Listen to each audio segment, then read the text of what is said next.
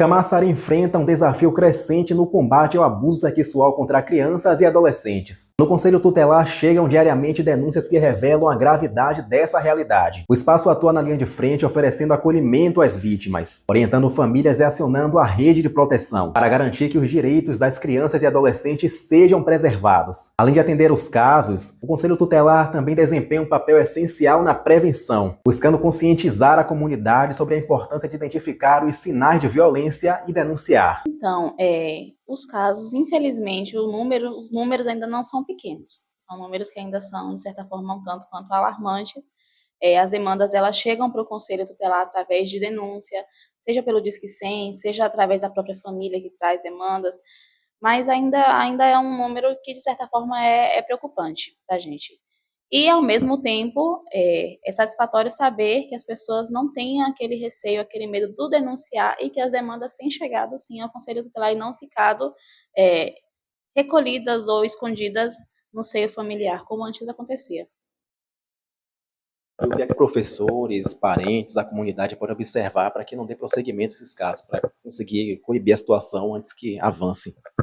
Então, a gente sempre pode trabalhar com medidas de prevenção, que é conscientizar e sensibilizar as crianças, adolescentes, falar sobre a importância do conhecer, do não permitir que toquem no seu corpo. Então, são campanhas de prevenção.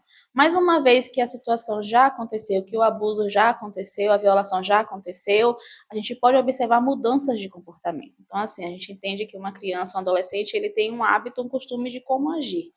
Quando uma situação como essa acontece, aquele comportamento muda. Aquela criança que era mais calada, mais introvertida, pode ficar mais ou até mais extrovertida. Aquela criança que era comunicativa se isola ou apresenta um comportamento mais sexualizado, então eles dão sinais.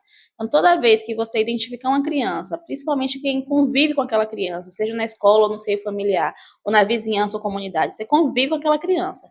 Você observa que o comportamento dela é um e de repente muda, é algo a se avaliar. Alguma coisa pode ter acontecido e aquela criança ou adolescente não teve coragem de falar para alguém. Qual é o tipo de ocorrência mais comum que chega até o Conselho Tutelar de Camaçari e quantos casos em média chega aqui por dia? Então, a gente recebe muitas situações de aliciamento. Eu costumo falar assim, que os violadores, eles são, de certa forma, espertos. Como? Uma criança, adolescente, que ela é violentada sexualmente e a penetração, digamos assim, é fácil detectar no exame de corpo de delito. Mas um aliciamento, um toque, ou um passar a mão, ou um sentar no colo, ou um aliciamento verbal ou oral, essas coisas são mais difíceis de detectar e fica meio que a fala da criança, adolescente, contra a fala do abusador, digamos assim, e com ameaças eles conseguem coibir. Então, essas situações chegam muito dessa forma no Conselho Tutelar. Hoje, a gente tem como canais de denúncias o Disque 100, que é um canal do Disque Direitos Humanos. A gente tem o WhatsApp do Conselho Tutelar, que é o 719-9979-5634. Temos também o e-mail do Conselho Tutelar, que é o ct.camacari@gmail.com. Então, toda vez que surge uma situação e a pessoa não quer se identificar, aliás, toda e qualquer denúncia, como eu já falei, feita ao Conselho Tutelar, ela vem de forma anônima. Então, a pessoa identificou um caso, identificou uma situação, ou a suspeita que seja, ela vai denunciar e o Conselho Tutelar vai averiguar. Uma vez identificada a situação de violência sexual, seja violência sexual ou exploração sexual, a gente tem um fluxo a seguir. A gente vai encaminhar a situação para a delegacia, a gente vai encaminhar a situação a depender, no caso da gravidade, enfim, a gente encaminha para a escuta especializada, encaminha para o CREAS, que é o Centro de Referência Especializado em Assistência Social, e encaminha, se for o caso, a violência veemente, algo assim, a gente encaminha também, a própria delegacia pode solicitar o depoimento especial. Então, existe um fluxo a ser seguido. Nesse fluxo, a delegacia entra com o papel da investigação do crime, a rede de proteção, como escuta, CREAS, conselho, vem com a parte de dar assistência a essa criança adolescente, com acompanhamento psicológico e onde ela vai ser ouvida. Antes a gente não tinha, mas com a lei da escuta especializada, hoje a criança e o adolescente ele é ouvido também, o depoimento deles é ouvido uma vez só. De abuso, de violência sexual em Camaçari tem sido alarmante esse crescimento e como a comunidade, a escola, a família pode observar quais são os primeiros sinais que podem ser observados para conseguir coibir a situação antes que avance. Estar sempre atento. É importante a gente ter uma comunicação aberta com as nossas crianças e adolescentes. Estar sempre atentos. Não trazer a sexualidade como um tabu. Quando você conversa com seu filho, com sua filha, com a sua criança e adolescente sobre sexualidade, sobre o corpo dela, o corpo dele, você automaticamente vai fazer com que eles tenham abertura para conversar.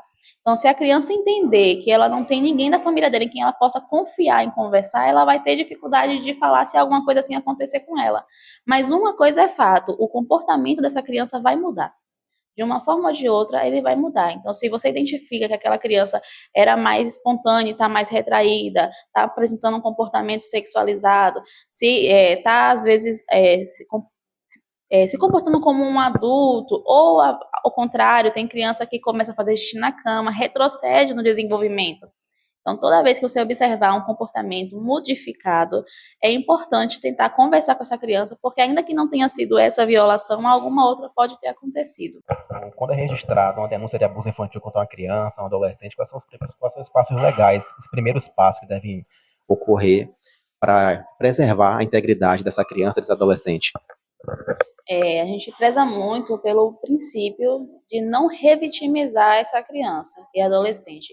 Então, antigamente, a gente encaminhava a família para a delegacia, onde era feito o registro da ocorrência, aquela criança, adolescente passa pelo exame de corpo de delito, e a criança ali era ouvida no conselho, na época, a gente já tinha um breve relato da criança, era ouvida novamente na delegacia, era ouvida novamente no CREAS, onde ela passava, ela tinha que relatar aquela situação. Então, para preservar a integridade dessa criança, surgiu a lei da escuta, não vou lembrar agora o número da lei, mas surgiu a lei da escuta especializada, onde foi dito que essa criança ela não vai ser mais ouvida, não vai ser mais ouvida em cada lugar que ela for e revitimizada, fazendo com que ela relembre a situação.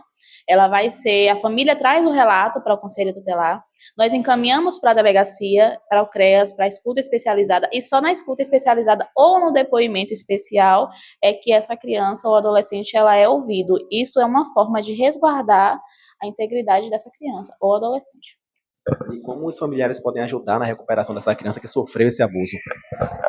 É muito interessante e importante essa pergunta, porque assim, as situações elas vêm para o conselho, ela vai para a rede de proteção, o processo de investigação todo é feito, e aí a família tem um papel muito importante, que é como recuperar. A gente sempre orienta a família o seguinte: você recupera essa criança, esse adolescente, quando você não revitimiza. O que é revitimizar? Ficar perguntando, ficar querendo saber ou entender, fazendo com que aquela criança venha trazer aquela situação novamente à tona e relembrar a violência que ela sofreu. Então, quanto mais natural você puder ser nessa situação, quanto melhor você puder mostrar para essa criança, adolescente, que a vida continua, que ela tem uma perspectiva de vida pela frente, e não tocar nesse assunto, melhor é para que ela consiga ter uma recuperação saudável.